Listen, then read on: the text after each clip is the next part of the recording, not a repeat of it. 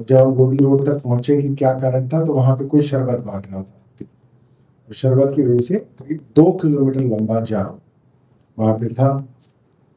खैर, हम लोग फिल्मों में देखते थे कि जो बच्चे शरारती होते हैं अगर स्कूल में फेल हो जाएं तो अपनी रिपोर्ट कार्ड खुद ही बना देते थे, झूठी रिपोर्ट कार्ड। ऐसे ही शरारती बच्चों की सरकार इस वक्त दिल्ली में बनी हुई है और हमें सुना है कि अपनी रिपोर्ट कार्ड खुद ही बना के लेके आ रहे हैं। ऐसा कैसे हो सकता है कि जिस बच्चे ने एग्जाम लिखा है उस बच्चे की रिपोर्ट कार्ड भी वो खुद ही बना के बोल रहा है कि मैं पास हो गया? ऐसे तो नहीं चलेगा।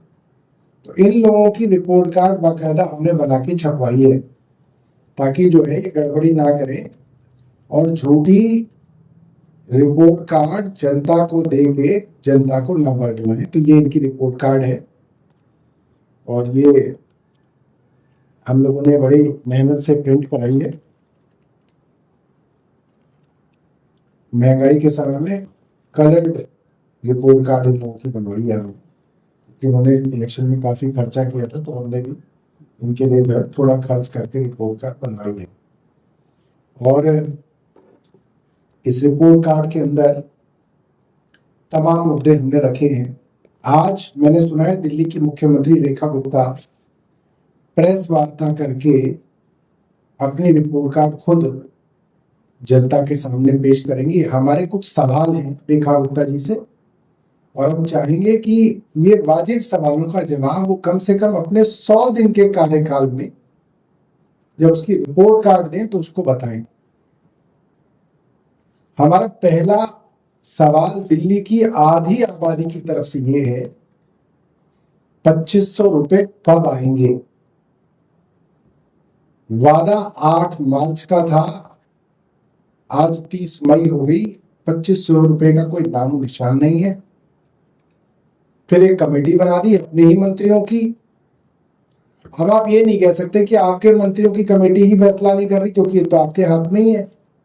आपके मंत्रियों की कमेटी क्या कर रही है और कब तक आप इस बहाने को जो है आगे तक चलाएंगे? तो 2500 रुपए कब आएंगे, मुख्यमंत्री रेखा गुप्ता बताएं। दूसरा हमारा सवाल है, दिल्ली में 10,000 से ज्यादा युवाओं को भारतीय जनता पार्टी द्वारा लगाए गए एलजी साहब ने बेरोजगार कर दिया। उन लोगों के घर चलने बंद हो गए।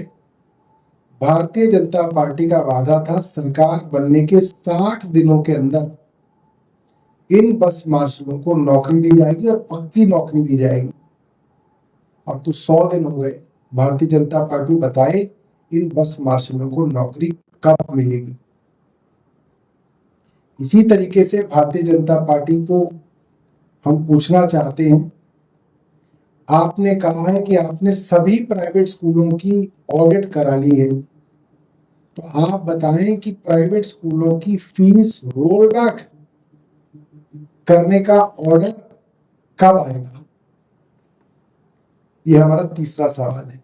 हमारा चौथा सवाल है, डीपीएस द्वारका ने बच्चों का हैरेसमेंट किया, ये बात साबित हो गई है, प्रूवन है।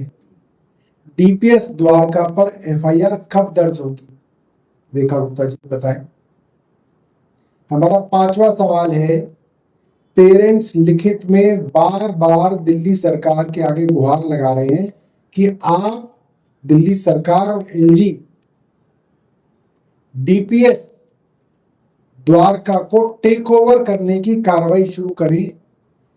भारतीय जनता पार्टी की सरकार बताए ये कार्रवाई ये लोग कब शुरू करेंगे, कि अभी तक तो इन्होंने कार्रवाई शुरू नहीं की। इसी तरीके से जो हमारी जो रिपोर्ट कार्ड है इसके अंदर कई विषय हम लोगों ने उठाए हैं। इसके अंदर मुख्यतः विषय जो है वो है कि दिल्ली के अंदर सड़क हादसों में एक्सीडेंट होने वाले लोगों को फरिश्ते स्कीम द्वारा किसी भी प्राइवेट अस्पताल के अंदर मुफ्त इलाज किया जाता था, ये स्कीम बंद कर दी गई। हाल ही में कालका जी का उदाहरण है एक बच्चे को एमसीडी के पार्क में करंट लग गया, माँ बाप उसको फोर्टिस ग्रेटर कैलाश के अस्पताल में ले गए।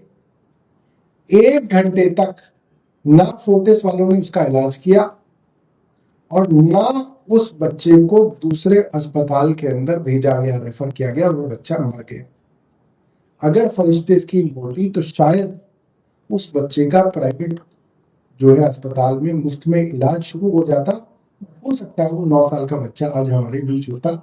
इस तरीके से सैकड़ों लोग पिछले कुछ दिनों में दुर्घटनाग्रस्त हुए, उनका इलाज नहीं हुआ है। इसी तरीके से मोहल्ला क्लिनिकों को बंद करके उनके स्टाफ को बेरोजगार किया जा रहा है। बस मार्शल्स के विषय में मैंने आपको बता दिया। मुफ्त सिलेंडर का वादा था कि होली और दिवाली पर मुफ्त सिलेंडर मिलेंगे। होली निकल चुकी है, एक भी मुफ्त सिलेंडर नहीं मिला। 500 रुपए के सिलेंडर देने की बात थी, 50 रुपए सिलेंडर के दाम बढ़ा दिए गए।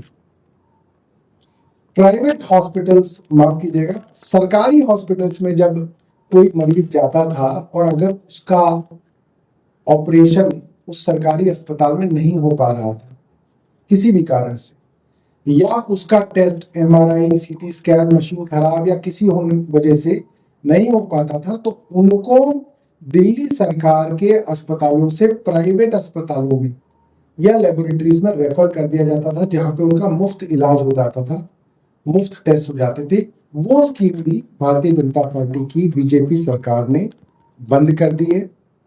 इसी तरीके से पूरी दिल्ली के अंदर जहां जहां पे भी गरीब लोगों की झुग्गियां थी, वादा ये था कि जहां झुग्गी वहां मकान दिया जाएगा। और चुनाव से पहले रात्रि प्रवास किया जा रहा था। जहां वीरेंद्र सचदेवा कैरम बोर्ड खेला करते थे, आज उन झुग्गियों को नोटिस देके उनके ऊपर बुलडोजर चलाया जा रहा है। ये हमारी एक रिपोर्ट कार्ड है। ये रिपोर्ट कार्ड हम जो है सभी विधायकों को और सांसदों को डाक द्वारा भेजेंगे दिल्ली के, और आप रिपोर्टर्स को भी जो है हम ये रिपोर्ट कार्ड देंगे ताकि आप इसको पढ़ें और देखें कि भारतीय जनता पार्टी पास हुई है या फेल। आपके पास कोई प्रश्न है तो पूछ सकते हैं। ये हमारे पास रिपोर्ट कार्ड्स हैं, ये आप कुछ यहाँ पे दे दीजिए, कुछ फिर हम डाक से भेजेंगे। सौरभ जी, जो प्राइवेट स्कूलों की जो फीस बढ़ रही है, सरकार उसको लेकर अध्यादेश ला सकती है, इस तरह की बातें कह रही है सरकार की तरफ से। जब मन में चोर होता है तो ऐसी चोरी छिपे काम किए जाते हैं।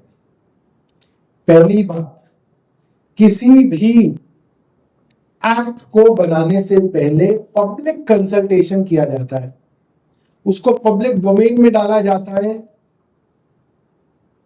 पेरेंट्स से, जनता से सुझाव लिए जाते हैं कि भाई इस एक्ट में कोई कमी है तो आप बता दीजिए। क्या उस एक्ट को डाला गया है? बिल्कुल नहीं डाला गया। क्यों छुपा के रखा हुआ है? और ये मैं आपको पूरी जिम्मेदारी से कह रहा हूं कि प्राइवेट स्कूल एसोसिएशन को मालूम है कि इस एक्ट में क्या है, इनको इसके बारे में पूरी जानकारी है, उनसे डिस्कशंस किए जा रहे हैं। मगर अभिभावकों से इस एक्ट को छिपाया गया है। क्यों? भाई इतना अच्छा एक्ट है तो आप पब्लिक डोमेन में डालिए।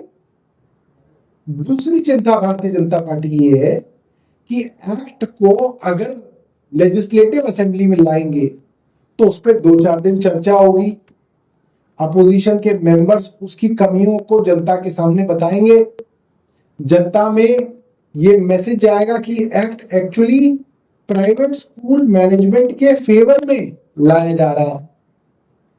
इसलिए इस पूरी की पूरी डिस्कशन, पब्लिक डिस्कशन और लेजिस्लेटिव डिस्कशन से बचने के लिए इसको ऑर्डिनेंस के रास्ते से लाया जा रहा है। मैं एक सवाल पूछना चाहता हूं, आप आज नोटिस निकाल दीजिए, परसों जो है आप हाउस करा लीजिए 2 दिन का, इसमें क्या दिक्कत आ रही है आपको? कोई इतना बड़ा राज्य तो है नहीं महाराष्ट्र और मध्य प्रदेश जैसा कि भाई एमएलए को 2-3 दिन पहले प्लानिंग करनी पड़ेगी। कोई दिक्कत नहीं है, आप इमरजेंसी सेशन बुला लीजिए, आप स्पेशल सेशन बुला लीजिए। हम ये कह रहे हैं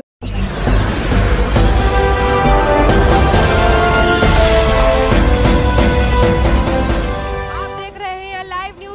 99 राष्ट्र सबसे पहले।